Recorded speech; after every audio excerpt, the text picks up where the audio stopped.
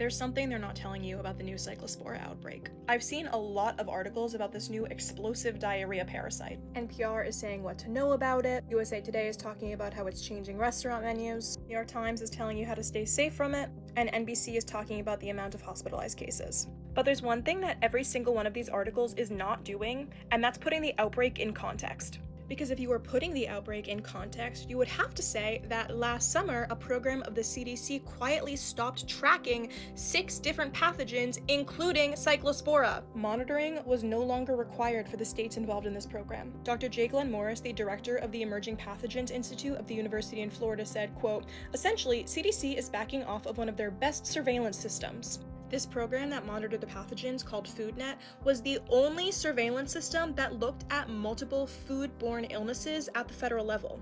And why did they stop tracking all these pathogens that has now led to this serious outbreak of an illness?